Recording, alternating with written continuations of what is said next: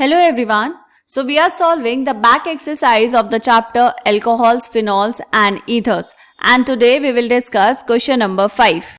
So the question says, alcohols are comparatively more soluble in water than hydrocarbons of comparable molecular masses. Explain this fact.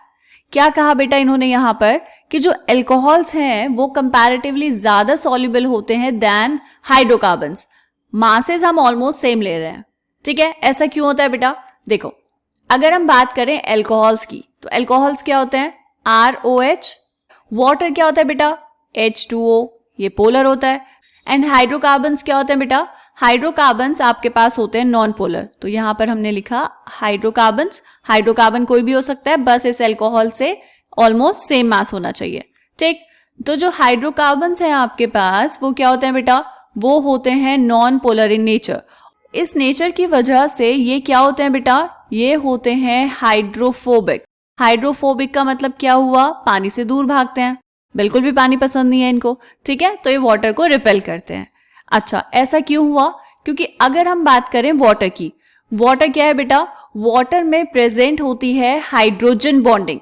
देखो, ये लिखा हमने H2O, ऐसे लिख सकते हैं. 2-3 मॉलिक्यूल्स बना लिए हमने यहां पर और इनके बीच में हम शो करेंगे हाइड्रोजन बॉन्डिंग. ठीक है, कहां होगी बेटा? ये ऑक्सीजन पे पार्शियल नेगेटिव चार्ज, हाइड्रोजन पे पार्शियल पॉजिटिव. तो इन दोनों के बीच में यहां पर हो जाएगी हाइड्रोजन बॉन्डिंग, यहां पर भी हो जाएगी हाइड्रोजन बॉन्डिंग. और अगर मैं एक मॉलिक्यूल नीचे भी बना दूं यहां पर, तो आप देखेंगे कि वाटर में काफी अच्छी हाइड्रोजन बॉन्डिंग होती है. ये देखो.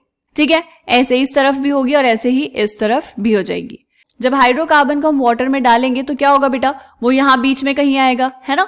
और बीच में कहीं आएगा तो ये हाइड्रोजन बॉन्डिंग को तोड़ देगा, बॉन्ड्स को तोड़ देगा.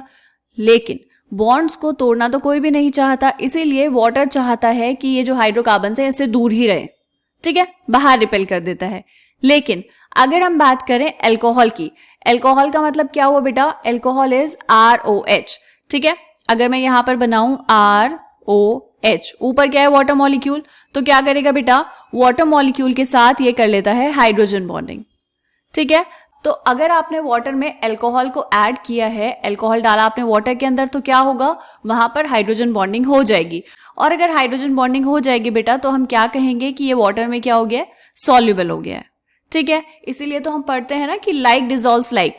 जो पोलर मॉलिक्यूल्स होते हैं वो वाटर में सॉल्युबल हो जाते हैं, क्योंकि वहां पर क्या होता है? Intermolecular hydrogen bonding. ठीक है बेटा, बात समझ आई? इसी वजह से क्या होगा? जो अल्कोहल्स हैं वो कंपैरेटिवली ज्यादा सॉल्युबल होंगे इन वाटर देन हाइड्रोकार्बन्स. ठीक, क्लियर? अब आपको इसको लिखना होगा तो कैसे लिखेंगे? देखो, क्या लिखा बेटा हमने यहां पर? Alcohols can form hydrogen bonds with water whereas hydrocarbons cannot. Therefore, alcohols are comparatively more soluble in water than hydrocarbons. ऐसा क्यों है बेटा? Due to intermolecular hydrogen bonding. आप चाहें तो यहां पर इसको इस तरह से भी लिख सकते हैं. This is due to intermolecular hydrogen bonding. किस किस के बीच में होगी बेटा? ये होगी between alcohol molecules and water molecules. ठीक है, क्लियर यहां तक? ओके, ये भी बड़ा इजी सा क्वेश्चन था बेटा. इसमें काफी सारे क्वेश्चंस ऐसे होंगे जिसमें आपका कॉन्सेप्ट चेक करना होगा कि आपने चैप्टर अच्छे से पढ़ा है या नहीं पढ़ा है. ठीक, तो पहले चैप्टर अच्छे से पढ़ लेंगे, उसके बाद ये सारे क्वेश्चंस बहुत इजी हो जाएंगे आपके लिए. राइट, चलो ये वाला क्वेश्चन डन. मिलते हैं नेक्स्ट क्वेश्चन में, तब तक के लिए बाय बाय.